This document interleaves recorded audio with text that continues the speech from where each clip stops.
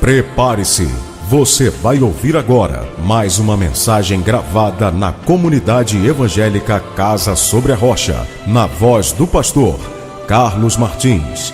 Quem tem ouvidos para ouvir, ouça o que o Espírito diz às igrejas.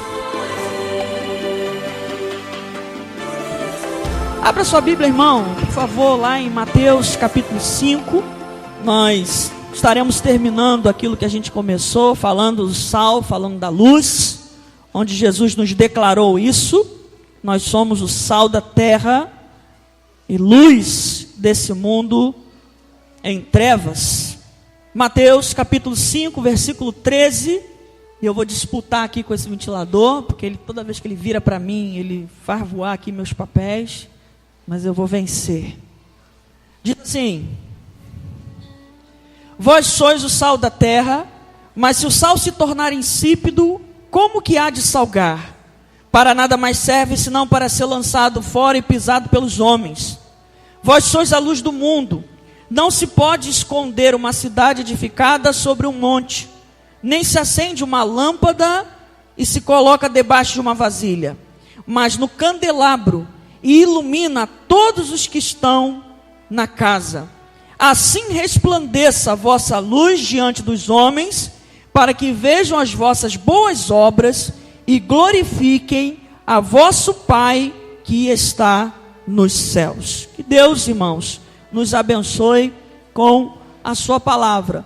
Nós vimos no primeiro encontro, queridos, que a gente falou da dificuldade que nós temos em superar, às vezes, palavras que contaminam, né, ou entram dentro do nosso coração, dentro da nossa alma, e a gente fica, em algumas situações, até mesmo com grande dificuldade. Nós vimos que é muito necessário que a gente possa guardar aquele que disse ao nosso respeito, o que ele disse ao nosso respeito, e a gente usar isso como um escudo para que todas as outras palavras que, se porventura vier contra a nossa vida, elas não terem um efeito maior do que a própria declaração de Deus ao nosso respeito. Jesus, ele afirmou que nós somos, ou seríamos, né? Aqui estava lá atrás e hoje a gente está vivendo isso, que nós somos o sal desta terra, que nós somos a luz desse mundo, um mundo que a gente viu que está completamente sem referenciais, um mundo que não tem parâmetros morais, parâmetros de caráter. Hoje nós temos um mundo que é relativizado, um mundo que tem verdades individuais, que até a Bíblia para o mundo se tornou relativa. Cada um tem hoje o seu conhecimento de Deus, cada um tem a sua avaliação de Deus, cada um tem o seu próprio Deus construído dentro de si mesmo, e faz desse Deus uma espécie de boneco, de marionete, onde ele dita as regras, e ele faz da sua vida conforme ele mesmo deseja, segundo e até mesmo baseado com suas vontades, em alguns casos até mesmo pelos seus próprios pecados.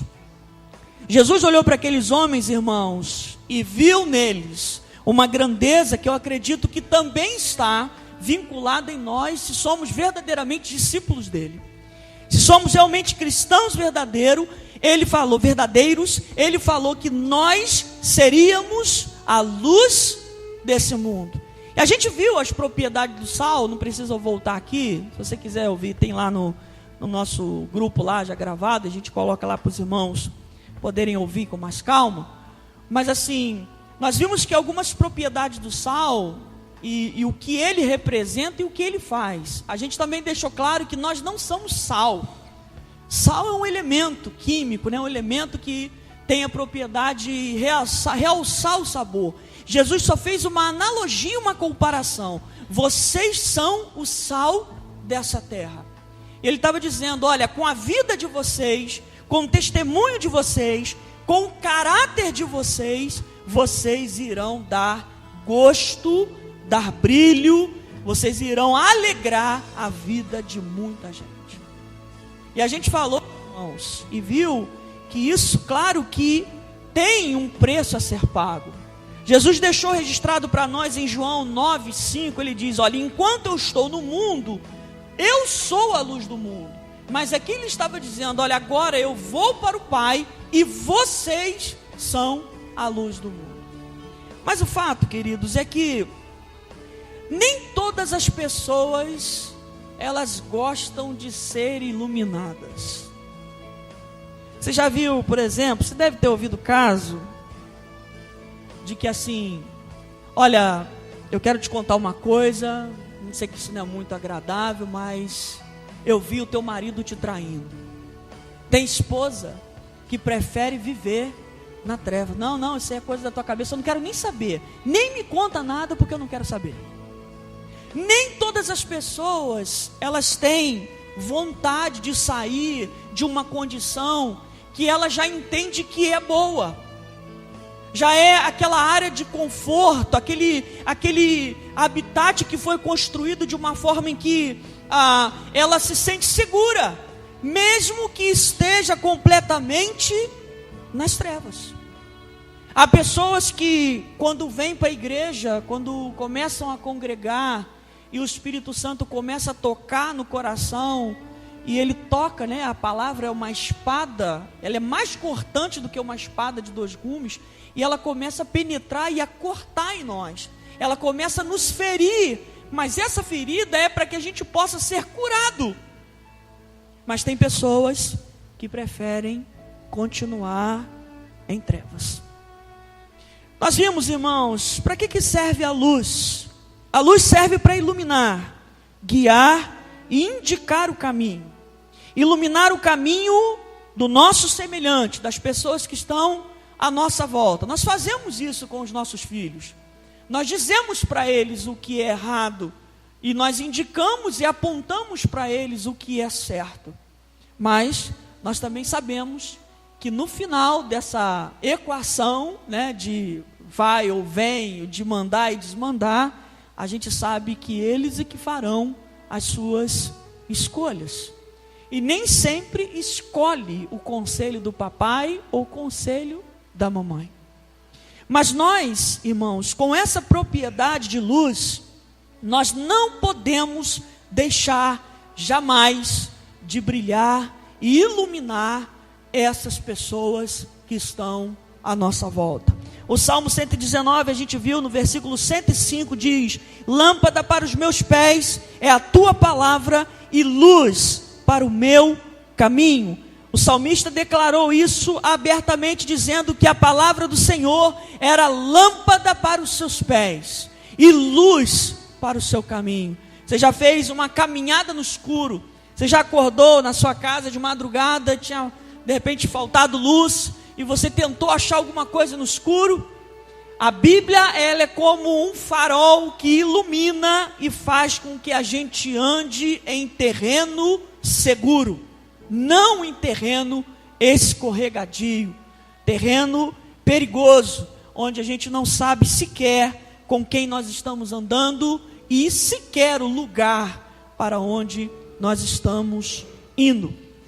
Jesus disse, irmãos, que nós somos a luz do mundo. Isso traz a ideia para nós de referencial nas palavras, na integridade.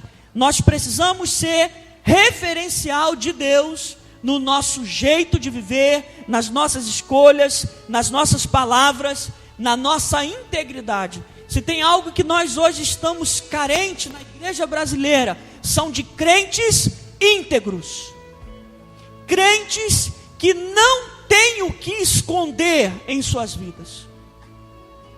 Que falta hoje, irmãos, tem feito essa qualidade que talvez teve em abundância no tempo atrás. Eu já contei para os irmãos várias vezes em que eu me senti até um pouco constrangido em tentar comprar material da obra com o cheque da igreja. A primeira coisa e a última foi a vendedora de uma loja ali, virou até minha amiga, né? Eu falei, eu só vou acreditar nessa amizade quando você me vender no cheque. Mas eu não vou deixar você consultar o cheque. você vai ter que acreditar. Até hoje ela não acreditou, né? Foi muito ferida. E ela falou assim, o que o senhor é? Eu falei, eu sou pastor e eu queria comprar um material com o cheque da igreja. Ela, eu vendo para o macumbeiro, mendigo, mas não vendo para pastor com cheque de igreja. Que tristeza, irmãos. E ela, não só ela, como outro também, até equipamento de som, o cara pegou uma caixa de sapato e abriu a tampa. E o que tinha de borrachudo voador, sem fundo ali dentro, ele falou, tá vendo esse bolinho de cheque aqui, pastor? Eu falei, tô vendo. Esse homem aqui veio aqui e comprou 8 mil reais de aparelho de som para a sua igreja e não compensou nem o primeiro. Liga para ele, o telefone dá em caixa postal. Levantamos o endereço e descobrimos que ele mora dentro da Vila do João.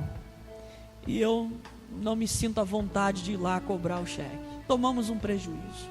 Por isso, esse motivo, que eu não vendo mais para a igreja nenhuma com cheque, só em cartão ou dinheiro. E eu falei para ele, aqueles então que são honestos, ou que procuram ser, acabam sendo penalizados. Mas eu não tiro a razão do Senhor. Eu acho que o Senhor realmente tem que cuidar da sua empresa. Irmãos, quando Jesus falou que nós seríamos a luz do mundo, a gente precisa entender que isso tem um preço a ser pago.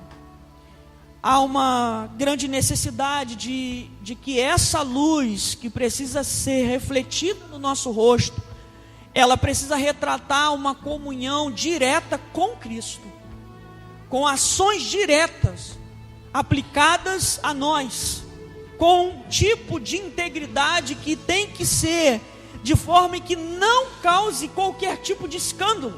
Mas o que a gente tem visto, irmãos, são crentes, cristãos, que não conhecem essa palavra integridade. É muito importante a gente também olhar aquilo que João destacou, registrou no seu livro, em 1 João capítulo 1, versículo 5, onde ele vai dizer que Deus é luz e não há nele treva nenhuma. João vai dizer, Deus é luz e não há nele treva nenhuma. Se ele é luz, e se Jesus disse que também nós somos luzes, luz desse mundo, sal dessa terra, nós precisamos fazer oposição às trevas. Se somos luz, nós não podemos ser jamais influenciados pelas trevas. Nós precisamos fazer valer essa oposição em relação às trevas, com o brilho de nossas vidas em refletir diretamente esse caráter cristão que nós precisamos deixar bem nítido em nós. E é claro, queridos, para que a gente possa fazer oposição às trevas, para que a gente possa, e aquilo que Jesus está dizendo é que nós estaríamos numa posição de referência.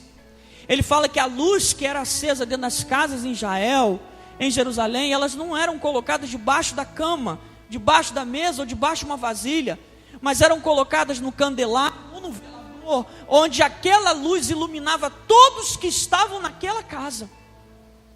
Nós falamos no culto anterior de que a tua palavra às vezes reforça a convicção daquele que ainda está em dúvida. Quando você fala, ou diante de uma proposta de um grupo, você fala assim, olha, vocês vão me desculpar, mas eu não posso concordar com isso. E aquele que estava em dúvida, ele fala assim, e eu também não. Mas se não fosse a tua luz, se não fosse o teu posicionamento, talvez aquele estaria também sendo levado às trevas.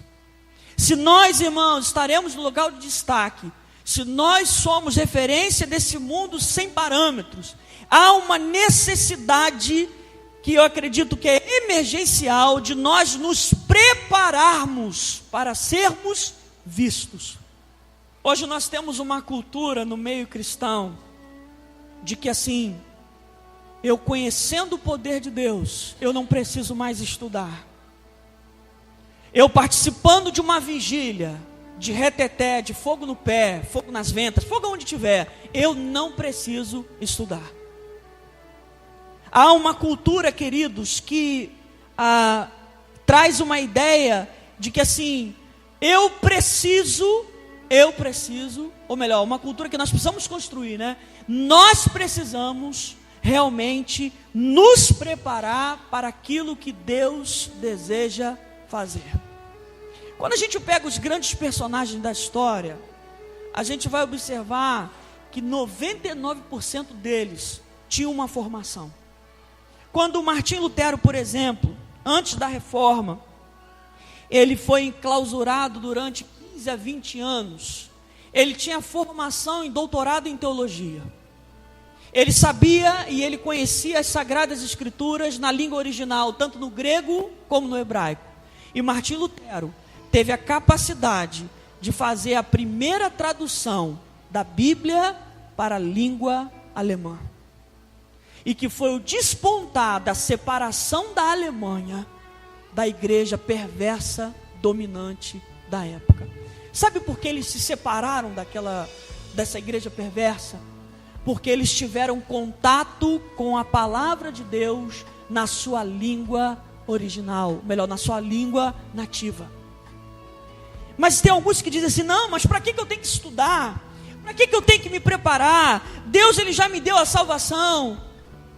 Queridos, há uma necessidade, se nós entendermos de que nós precisamos estar no lugar em que Cristo vai nos conduzir para sermos vistos, nós precisamos ter um preparo. Eu me lembro uma vez que eu fui pregar num sepultamento, e quando eu olhei o público que estava à minha volta, tinha defensor público, tinha oficial de justiça, tinha advogado, e eu vi a necessidade naquele momento de não falar a gente fomos, de não falar nós vai, de não falar a gente namoramos, e de tantas outras coisas que as pessoas falam. Sabe por quê? Porque ali eu teria um público completamente crítico que estaria analisando talvez a minha capacidade de conhecimento.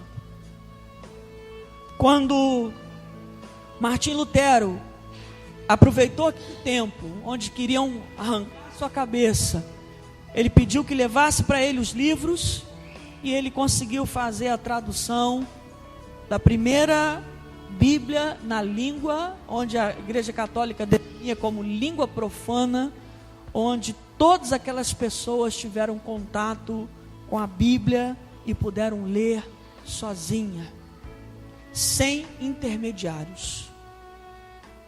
Será que eu também preciso entender que eu também preciso me preparar?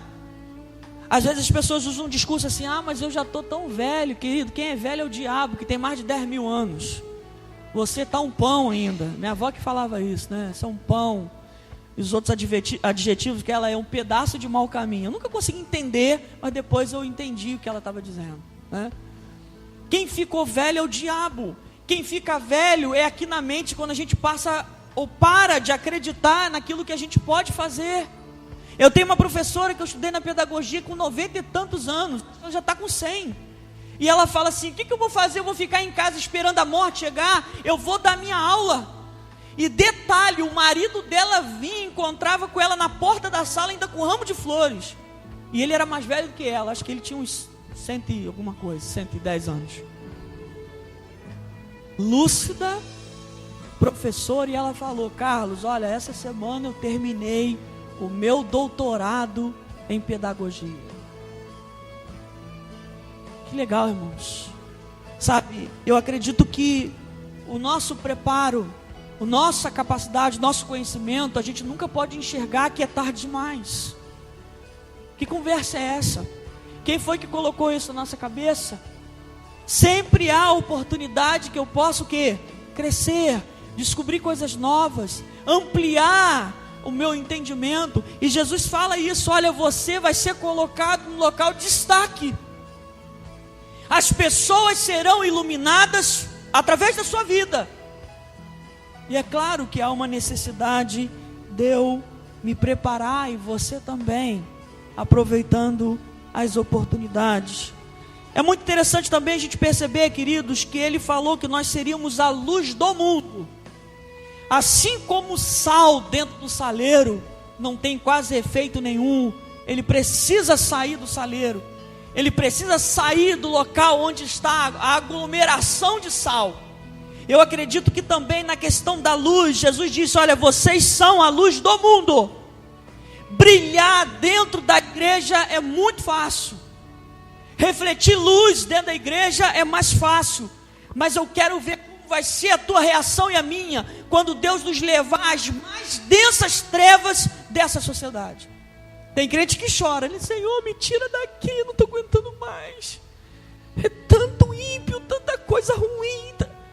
Ele quer te colocar onde? Onde você quer estar? Se eu quero brilhar, irmão, se eu quero ser a luz do mundo, não adianta eu querer brilhar só dentro da igreja, mas eu tenho que principalmente brilhar fora dela. É onde eu estiver. É a palavra temperada que entra no momento certo. Eu já contei isso para os irmãos, mas vou repetir.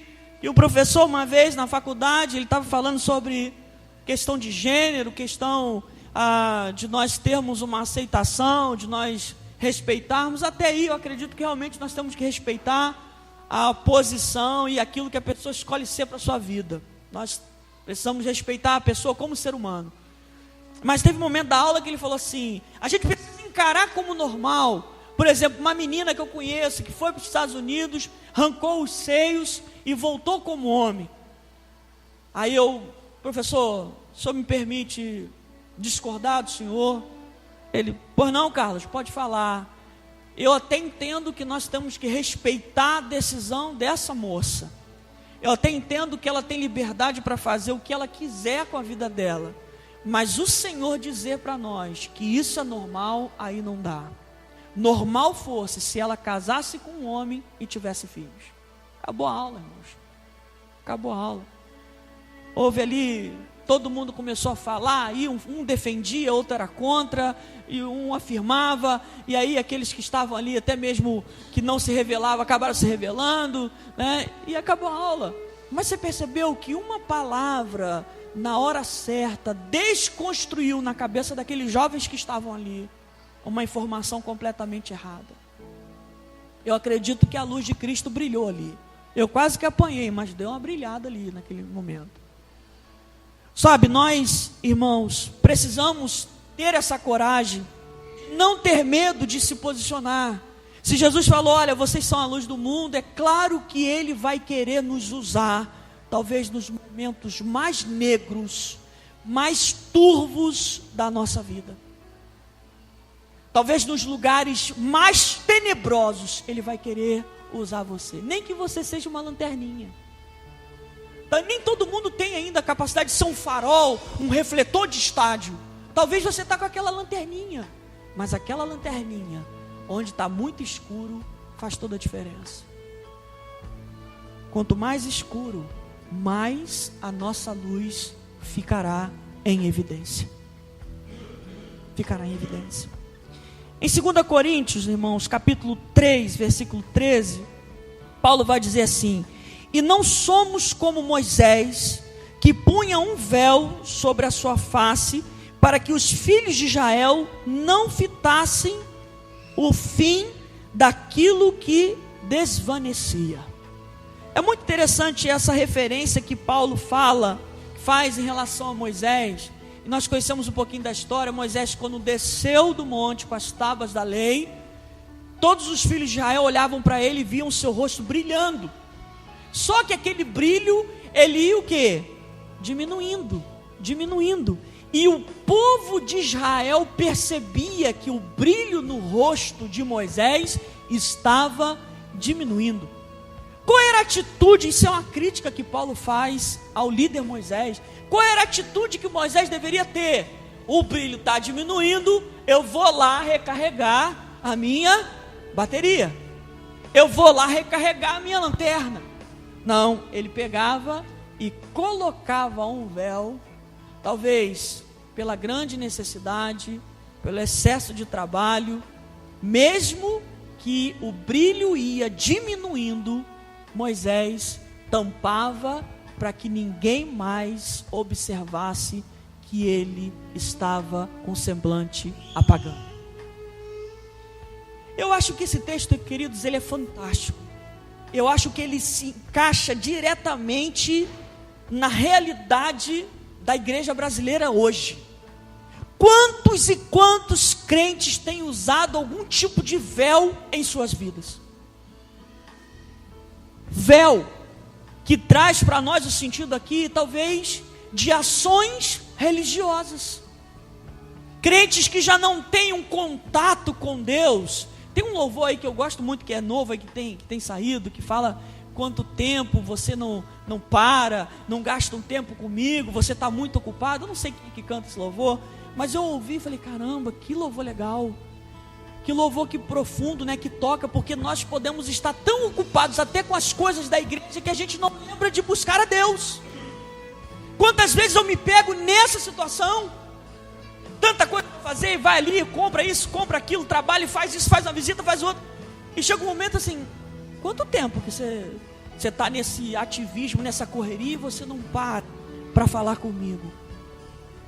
Quanto tempo que nós não paramos um pouco para poder ter um particular? Lembra do TSD?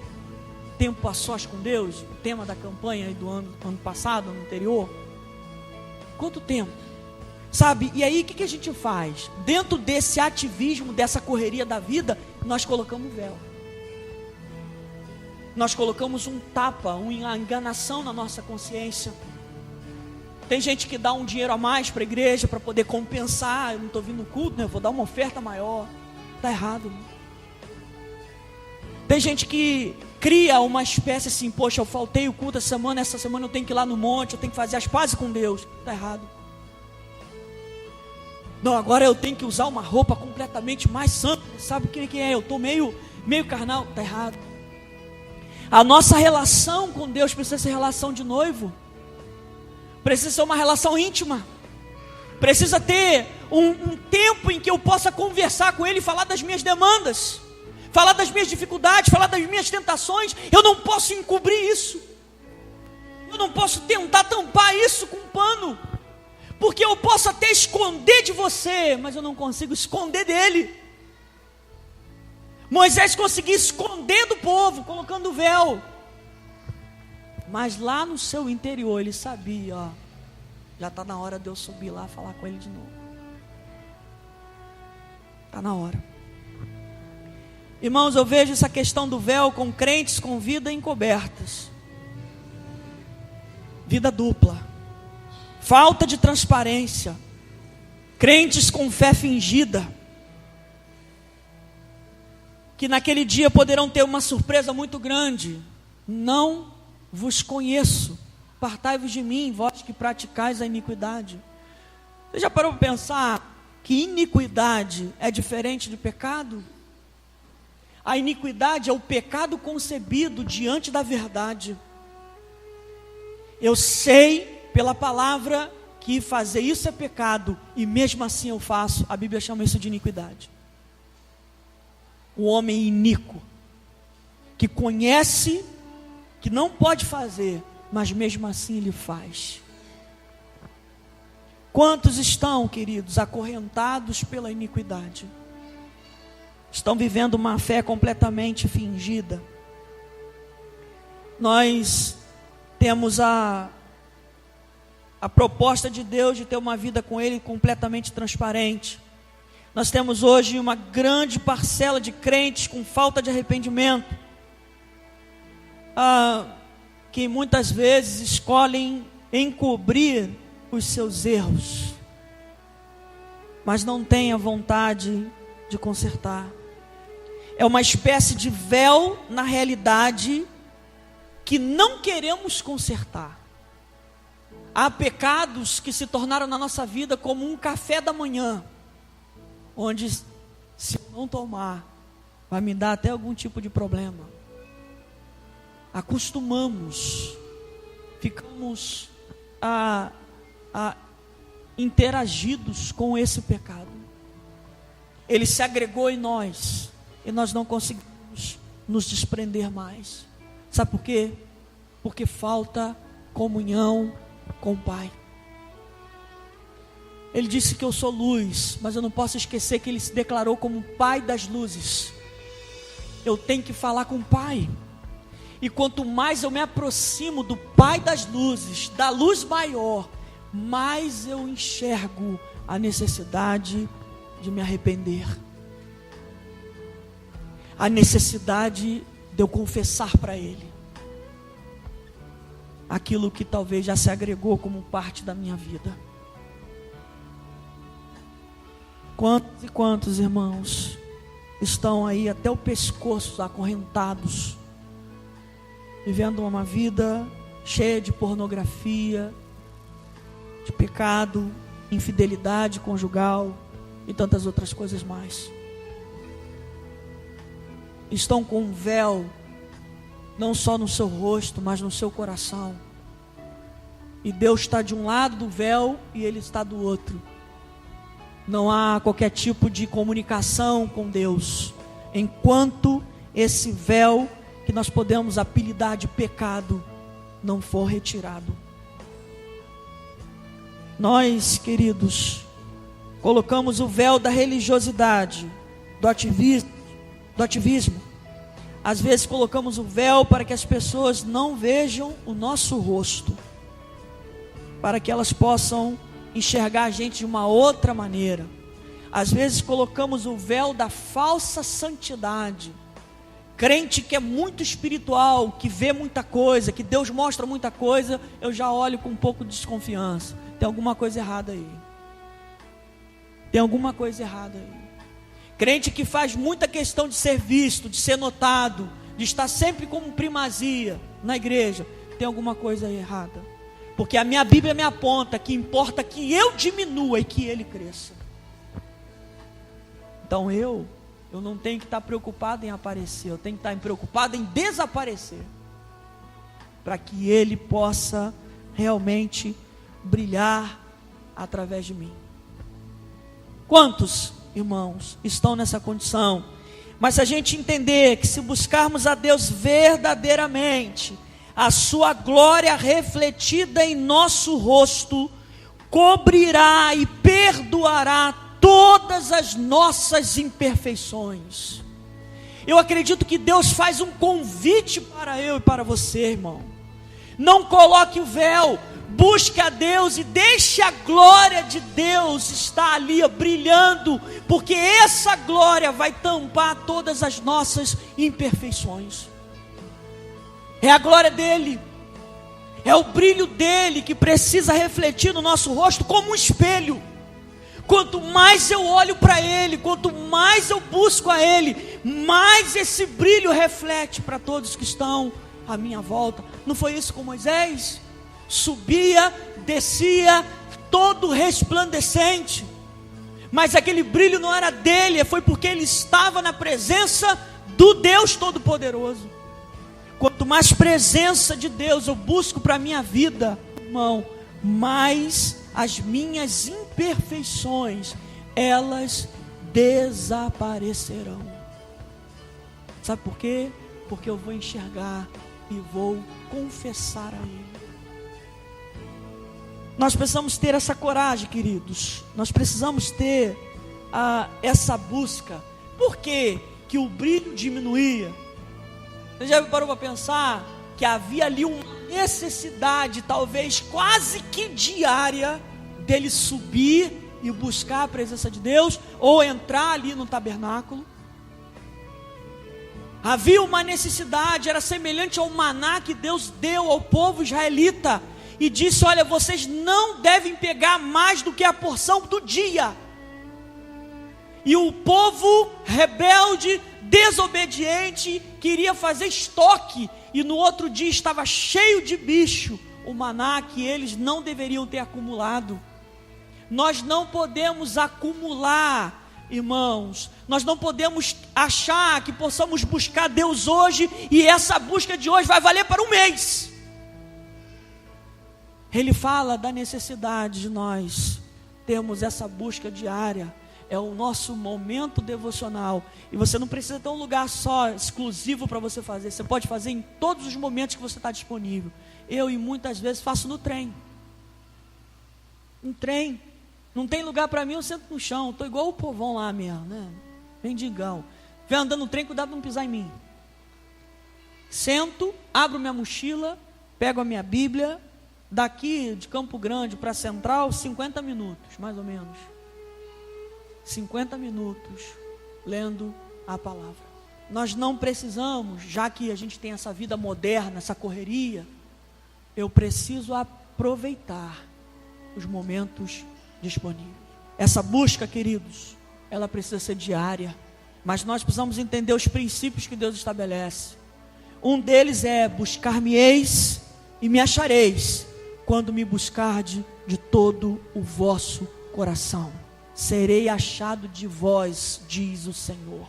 Buscar de todo o coração é não ter nada que possa atrapalhar esse nosso contato com Deus. Ele nos dá alguns segredos, né? Ele também fala: olha, entra no teu quarto, fecha a porta, fala com teu pai em secreto, que em secreto teu pai te recompensará. Quanto tempo você não faz isso? Quanto tempo nós gastamos às vezes? Irmãos, nós estamos vivendo a geração talvez mais alienada que já tivemos na face da terra. Nós estamos vendo pessoas morrendo, caçando Pokémon. Você já pode imaginar isso? Adultos, não vai demorar muito, a gente está aqui no culto, vai entrar 2 jovens, tem um Pokémon lá em cima. Se vir aqui em cima me chamar de Pokémon, vai levar um tapa na orelha. Se apontar para cá e falar que tem um Pokémon aqui em cima, o negócio vai ficar ruim. Mas já fizeram isso em delegacia. O delegado saiu com um policial civil, deu voz de prisão para 2 caras, marmanjos, 30 e poucos anos. O que vocês estão fazendo aqui? Nós estamos caçando Pokémon. Deita, nos xingou eles, tudo quanto é nome, mandou eles embora. Lá no quartel, o cara: por favor, será que eu posso falar com o oficial de dia? Eu falei: pô, não, o que o senhor está precisando? Não, que minha filha está aqui e tem um Pokémon lá dentro do quartel, lá perto da viatura. Eu falei: vai caçar o que fazer, meu senhor. Vai caçar o que fazer, tão vergonha nessa cara. Só quer entrar no quartel porque tua filha quer pegar um Pokémon.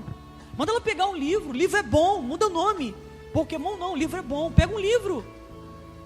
Irmãos, nós estamos vivendo talvez uma geração mais alienada de toda a história. Eu estou no trem sentado, se tem 100 pessoas, 99 estão jogando o jogo da cobrinha. Você joga também? Está perdendo a oportunidade de estar lendo. Está perdendo a oportunidade de estar ali alimentando você, sua alma. Mas estão lá, aquela serpente que vai comendo, vai engordando, e que nunca morre, nunca para, sempre é a mesma coisa, mas o cara está dominado por aquilo.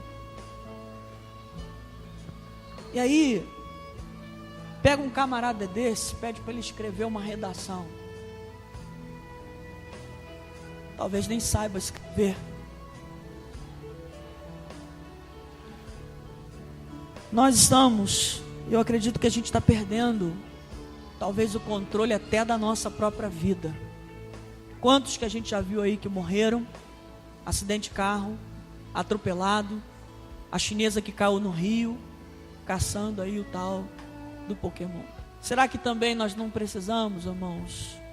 Ou a gente precisa refletir mais, anunciar mais, influenciar mais essas pessoas que estão completamente cegas, perdendo um tempo precioso de suas vidas, às vezes deixando até mesmo o convívio com a família. Nós não podemos desconsiderar, irmãos, os ardis de Satanás. Nós não podemos. Ele tem as suas ferramentas, ele tem as drogas, ele tem o álcool, mas ele também tem ferramentas para pegar aquelas pessoas que são mais, ou pensam que são mais inteligentes. Isso também pode vir através de um jogo. E coloca cabresto, coloca rédea, e a pessoa não tem nem mais o controle de onde ela está indo. Que tristeza, queridos. Nós estamos nos transformando na geração copia e cola. Ninguém produz mais nada, ninguém escreve. Eu fico muito feliz quando eu recebo um recado de alguém, né? O cara bota aquela frase, aquele texto, né? Caramba, e o cara escreveu, daqui a pouco outra pessoa diferente manda o mesmo recado. Falei: que isso? Pensei que o cara tinha escrito aquilo. Ele pegou de algum lugar. Nós precisamos, irmãos, realmente ser essa luz do mundo. Eu acredito que Cristo conta com a gente. Sabe, isso precisa valer a contar da nossa casa, a começar da nossa casa, a começar na nossa igreja, a começar na nossa família, no nosso local de trabalho. Nós temos que brilhar, porque se você não brilhar, você vai ser o último a sair da sala. Ainda vou falar assim: apague a luz, por favor, ao sair. Nós precisamos fazer a diferença nesse mundo. Vamos ficar de pé, irmãos. Vamos orar. Nós vamos cantar primeiro, logo depois a gente vai estar orando. Se você sentiu o desejo no seu coração de vir aqui na frente, durante o louvor, no final, nós estaremos orando por você, colocando a sua vida, a nossa vida diante do Senhor. Talvez você pode pensar assim: pastor, eu já fui mais salgado, eu já fui mais convicto, a minha luz já brilhou mais. Hoje ela está um pouco ofuscada, talvez pelas adversidades da vida, talvez pela uma busca que diminuiu, pela correria da vida moderna. Mas eu acredito que é a oportunidade mudar de atitude, fazer um voto com o Senhor, pedir a sua ajuda, confessar para Ele o que está nos bloqueando, nos impedindo, e seguir em frente pela fé, porque Ele vai ser conosco. Então vamos lá, vamos cantar junto com as irmãs. Se você sentir o desejo, você pode sair do seu lugar e vir aqui na frente. Eu quero me esvaziar de mim. Eu quero me esvaziar da religiosidade. Eu quero me esvaziar de mim. Eu quero me esvaziar de todos os meus títulos e de tudo que me afasta de ti, Jesus.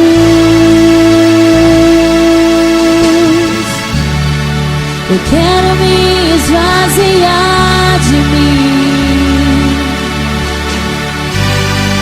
Eu quero me esvaziar das dores e desilusões. Eu quero me esvaziar de mim. Eu quero me esvaziar da prisão do passado e de tudo que me afasta de ti, Jesus. Aonde eu irei, Senhor? Pois só tu tens as palavras de vida eterna. Onde me esconderei? Tu és o ar que eu respiro, tua presença me atrai. Então inunda-me com teu amor, transforma-me com teu amor, atrai meu coração a ti, Senhor.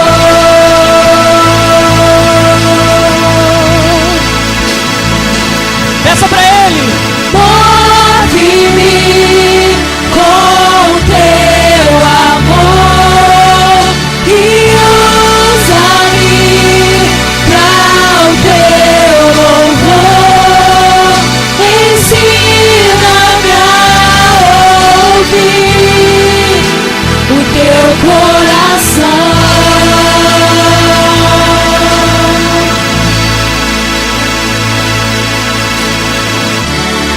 Eu quero me esvaziar de mim. Eu quero me esvaziar da religiosidade. Eu quero me esvaziar de mim. Se Deus tocou no seu coração, querido, sai do seu lugar. Nós vamos orar por você. Eu quero me esvaziar de todos os meus títulos e de tudo que me afasta de ti, Jesus, aonde eu irei, Senhor? Pois só tu tens as palavras de vida eterna. Onde me esconderei? Tu és o ar que eu respiro, tua presença me atrai. Então inunda-me com teu amor, transforma-me com teu amor, atrai meu coração a ti, Senhor.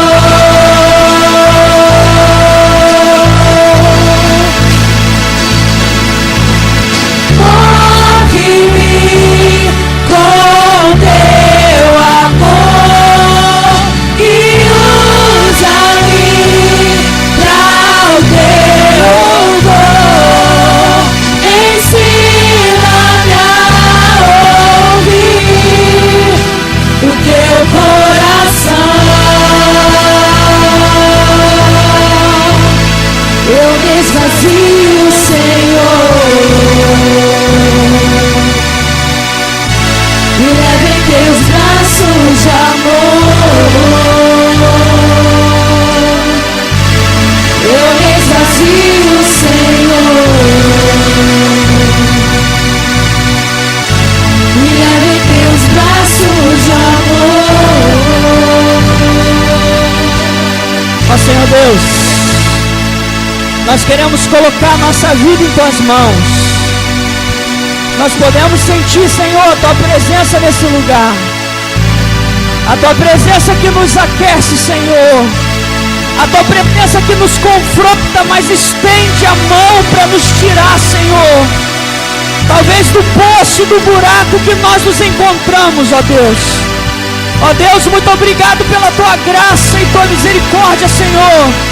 Nós queremos ser verdadeiramente inundados pelo Teu Espírito Santo. Nós queremos ser, meu Deus, preenchidos com o Teu amor nessa noite, Senhor. Por isso, Senhor, nos abraça nessa noite. Move, Senhor, o nosso coração, Deus, para Te adorar. Em todos os momentos da nossa vida, Senhor.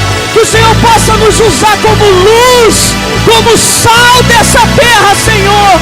Que nós não tenhamos medo dos homens, que nós não tenhamos medo de nos posicionar, Senhor, mas que nós venhamos nos levantar como atalaias, como mulheres virtuosas, Senhor, que não tem medo de confrontar o pecado, de reafirmar a sua fé em Cristo Jesus, de ter certeza, Senhor, de que o Senhor nos chamou e que nós enfrentaremos dificuldades, mas o Senhor é o que peleja as nossas batalhas, o Senhor que está à frente das guerras, e o Senhor não nos abandonará jamais, o Senhor sempre estará conosco, para a glória do Teu nome. Por isso, Deus, encha-nos da Tua presença nessa noite, faça com que nós saiamos daqui mais convictos do chamado que o Senhor tem em nossa vida, para que lá fora, Senhor, nós sejamos o sal dessa terra e a luz desse mundo, Senhor. Muito obrigado, Senhor. Recebe a nossa adoração. Nós vamos cantar o estribilho desse hino. E eu quero que você faça desse momento também, desse pedaço do louvor, a tua oração. Tua oração, oração de convicção, de que Deus te ama e de que Ele que te chamou. Vamos lá, em nome de Jesus. Aonde eu irei? Agora é o Senhor! Pois só tu tens as palavras de vida eterna. Onde me esconderei? Tu és o ar que eu respiro, tua presença me atrai.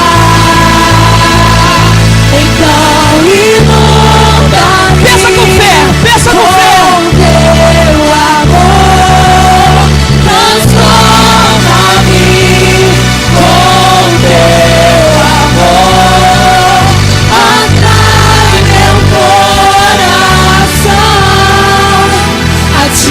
Senhor.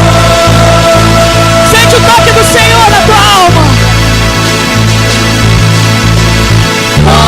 Move-me com teu amor e usa-me para o teu louvor.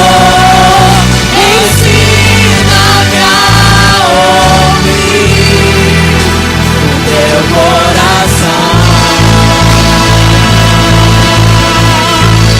Eu me esvazio, Senhor.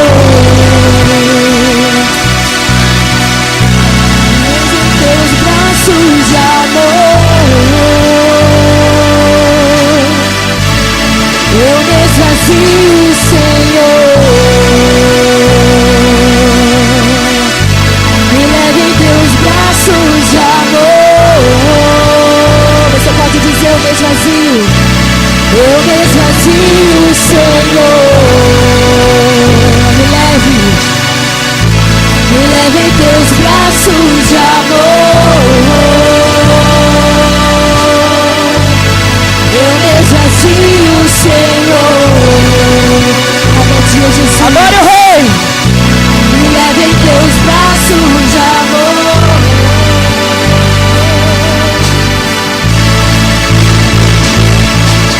Aonde eu irei, Senhor? Pois só tu tens as palavras de vida eterna. Sente a presença do Senhor. Onde me esconderei? Tu és o ar que eu respiro. Tua presença me atrai. Então inunda-me com teu amor. Transforma-me com teu amor. Atrai meu coração a ti, Senhor.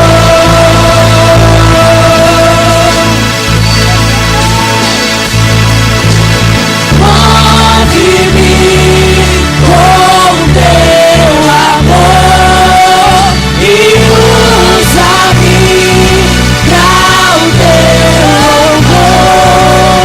Ensina-me a ouvir o teu coração. Eu me esvazio, Senhor. Glória ao teu nome, Jesus. Me leve em teus braços de amor. Nome, Deus. Eu me esvazio, Senhor. Me leve em teus braços de amor. Eu me esvazio, Senhor. Muito obrigado, Senhor Deus. Obrigado pela tua presença, Pai. Obrigado por tudo que o Senhor tem realizado. Obrigado, Senhor, porque nós podemos sentir a tua presença no santuário. E a tua presença, Senhor, ela é inconfundível. Ela, meu Deus, causa, Senhor, a comoção do nosso coração. Muito obrigado, Pai. Continue com o teu povo, continue guiando o teu povo. Continue sinalizando, Senhor, através da tua palavra, o que nós devemos fazer. Abençoa-nos sempre com a tua presença, Senhor. Nós colocamos também esse tema da campanha, Deus. Que nós possamos nos cravar, Deus, nessa cruz. Com o nosso eu, com a nossa necessidade de ser visto, ser notado. Que ao olharem para nós, possam somente ver o Senhor, Jesus Cristo. Muito obrigado, Pai. Muito obrigado por tudo. Nós assim te oramos e te agradecemos. No nome do Senhor Jesus. Amém e amém. Você pode dar uma salva de palmas aí, irmãos? Pode sentar, queridos. Deus assim nos abençoe.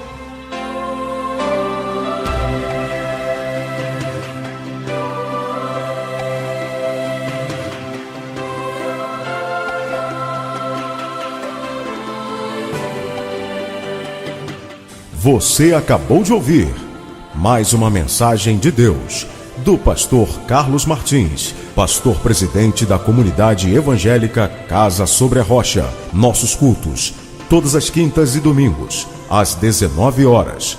Local, Cooperativa 79, Conjunto Betinho, Vila Kennedy. Você é nosso convidado. Hallelujah, for our Lord God Almighty.